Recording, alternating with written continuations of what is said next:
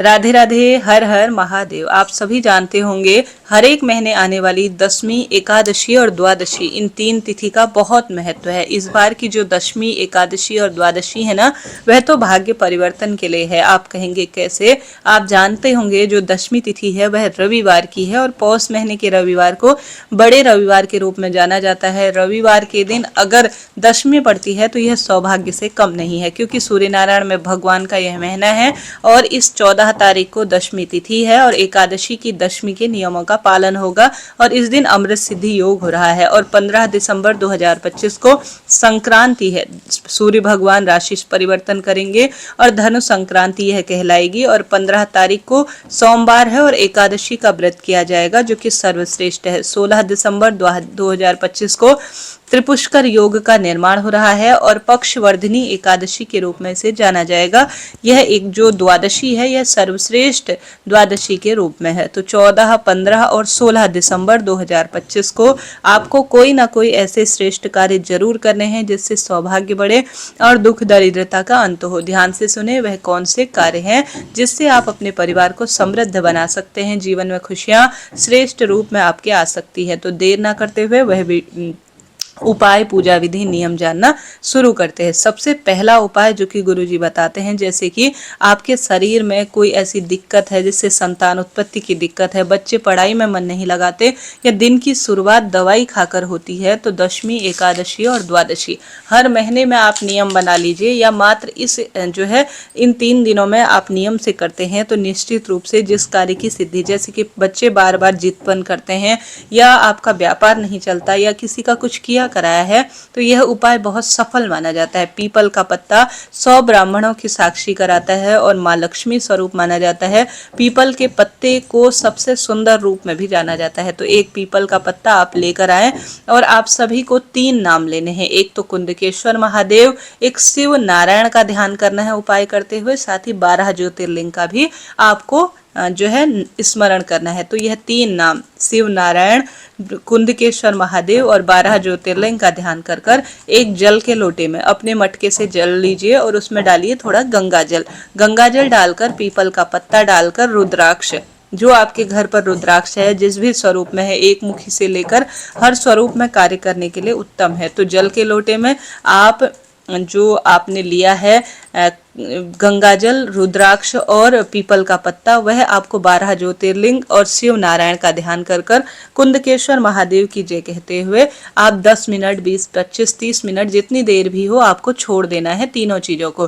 फिर इसे ले जाकर जो मैंने आपको नाम बताए उनका स्मरण कर कर जो कार्य होना है, जैसे बच्चों के नवग्रहों की दशा कमजोर है जिस कारण से जो है पितृदोष लगा है या विवाह की अड़चन बनी हुई है और साथ ही संतान सुख की उत्पत्ति में दिक्कत है या हर स्वरूप में जो है एकाग्र चित्तता नहीं है, बच्चे चिड़चिड़िया जो है उनका प्रवृत्ति ऐसा है कि आपका बिल्कुल कहना नहीं मानते, क्रोधी स्वभाव है, वह सब स्मरण करते हुए और उस व्यक्ति का नाम बोलते हुए जिसके आप लिए कर रहे हैं कुंदकेश्वर महादेव, 12 ज्योतिर्लिंग, शिव नारायण का ध्यान कर कर जल के लोटे में जो आपने पीपल का पत्ता लिया है, रुद्राक्ष है और साथ ही गंगा जल है, इन 3 चीजों को लेकर शिवलिंग पर चढ़ा दीजिए और फिर थोड़ा सा जल शिवलिंग में से आप प्राप्त कर लीजिए। ठीक है, प्राप्त करने के बाद आप सभी को जो थोड़ा जल है उसे उस व्यक्ति को खिला देना है। जैसा कि आप जानते होंगे वृक्षों में मैं पीपल हूँ ऐसा स्वयं महादेव कहते हैं और पितृदोष की मुक्ति के लिए पीपल पूजा सबसे उत्तम कही जाती है और महादेव के चारों तरफ नवग्रह घूमते हैं। ऐसी स्थिति में शिवलिंग पर आप पीपल के पत्ता का मिश्रित जल, रुद्राक्ष और गंगा जल, जो कि पितृदोष मुक्ति के लिए जाना जाता है, जीवन में बहुत बाधाएं हैं, शारीरिक मानसिक कष्ट है, तो पितृदोष की मुक्ति का सबसे महा उपाय है दशमी, एकादशी और द्वादशी तीनों तिथि पर करना है। और शिवलिंग पर जल चढ़ाकर थोड़ा प्राप्त कर कर आपको उस बच्चे को या उस जो है बड़े व्यक्ति को इस जल को विशेष तौर पर पिला देना है। यह सभी तरह की पीड़ा शंका का निदान करता है। यह उपाय अगर मंदिर में करते हैं तो ज्यादा फल देता है, मंदिर में नहीं तो घर पर भी करने में कोई दोष नहीं है। भले ही पूजा का फल कम मिले परंतु मिलता जरूर है। तो पहला उपाय है जो मैंने आपको बताया, बहुत सरल विधि से आपको करना है, कुछ भी कठिनाई है नहीं है। रुद्राक्ष आप 20 मिनट जो है पानी में डालकर आप चम्मच की मदद से निकाल सकते हैं। पीपल के पत्ते को आप हर रोज नया ले सकते हैं, नहीं तो यह पीपल का पत्ता हर बार आप 3 दिन लगातार काम में ले सकते हैं। तो हर समस्या के लिए यह समाधान का कार्य करेगा, नवग्रहों की दशा सुदृढ़ होगी और बंधन पीड़ा का भी निदान हो जाएगा। तो करके देखिएगा, लाभ मिलेगा। तो पहला उपाय मैंने आपको बताया जो चमत्कार रूप में हमारे साथ चलता है, एक बार प्रैक्टिकल करिएगा। तो पहला उपाय है, कोई बात पूछनी हो, समझनी हो तो आप निश्चित रूप से पूछ सकते हैं। आपका अपना चैनल है, सब प्रश्नों का उत्तर आप प्राप्त करेंगे। बढ़ते हैं, दशमी, एकादशी और द्वादशी तीनों तिथि पर किया जाने वाला एक सर्वश्रेष्ठ उपाय।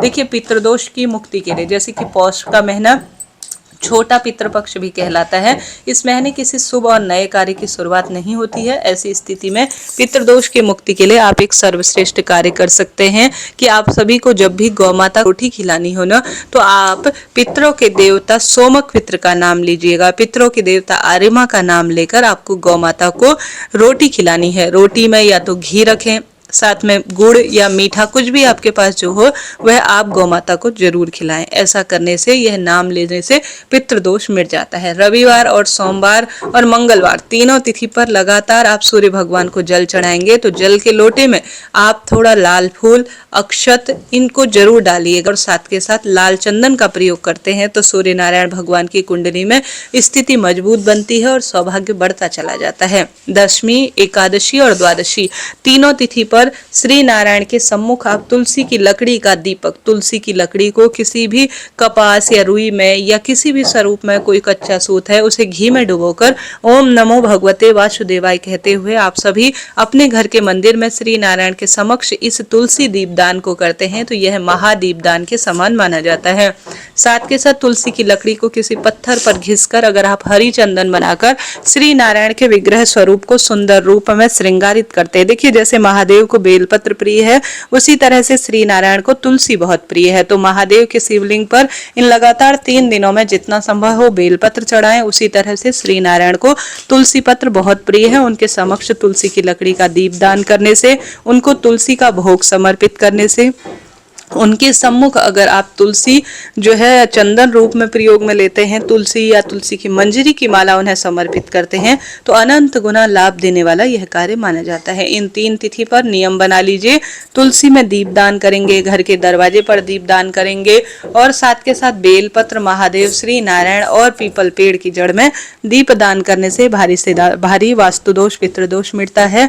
शारीरिक, मानसिक, आर्थिक कष्ट बंधनों से भी स्वतः ही मुक्ति मिल जाती है। तो करके देखिएगा, लाभ तो आपको मिलता ही है। देखिए, पौष महीने में किया गया दान पुण्य बहुत लाभ देता है और इस महीने दान जो है सबसे अधिक बताया गया है काले तिल का दान करें। साथ के साथ आप सभी जितना संभव हो काले तिल के साथ गर्म वस्तु अपनी इच्छा अनुसार जितना हो आपसे किसी मंदिर में गर्म वस्तु का दान कर आए, काले तिल का दान कर आए, गुड़ का दान कर आए, गौ माता को हरा चारा खिलाएं। गुड़ इत्यादि गौ माता को खिलाना भी लाभ देता है। ओम नमो भगवते वासुदेवाय, श्री शिवाय नमस्तुभ्यम, ये 2 महामंत्र हर स्वरूप में जाप किए जा सकते हैं। चलते फिरते, उठते बैठते, जिस अवस्था में है उस अवस्था में आपको इन 3 लगातार दिनों में ज्यादा से ज्यादा जाप करना है।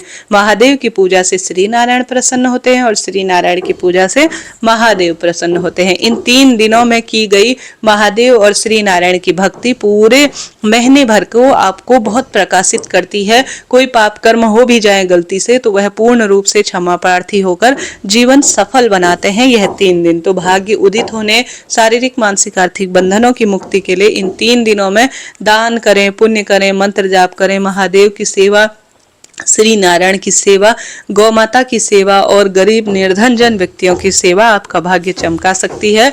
कोई बड़ा विशेष उपाय नहीं कर सकते तो यह सरल कार्य जरूर करें। रविवार के दिन शिवलिंग पर जल चढ़ाते हैं तो लाल फूल और साथ ही गेहूं के दाने, इन चीजों का प्रयोग करने से और लाल फूल के साथ साथ आप लाल चंदन का प्रयोग शिवलिंग पर जल के रूप में करते हैं, उनको श्रृंगारित रूप में करते हैं तो सूर्य ग्रह की स्थिति स्वयं मजबूत बन जाती है। सोमवार के दिन शिवलिंग पर पंचामृत, दूध, दही, घी, शक्कर, शहद यह समर्पित करने से और साथ के साथ सफेद फूलों से शिवलिंग को श्रृंगारित करने से रोग कटते हैं, क्योंकि सोम से संबंधित अर्थात चंद्र ग्रह से संबंधित यह माने जाते हैं। इसके साथ साथ मंगलवार के दिन शिवलिंग पर विशेष तौर पर लाल रंग की चीजें जैसे गेहूं, मसूर की दाल इत्यादि समर्पित करने से लाभ होता है। इन कार्यों को आप लगातार रविवार, सोमवार, मंगलवार तीनों तिथि पर कभी भी किसी भी स्वरूप में करते हैं तो लाभ तो होता ही है। ज्यादा कुछ बड़ा विशेष नहीं कर सकते तो इन कार्यों को जरूर कीजिएगा। आशा है, उम्मीद है आपके लिए वीडियो उपयोगी रहा होगा। राधे राधे जी, जय श्री कृष्ण।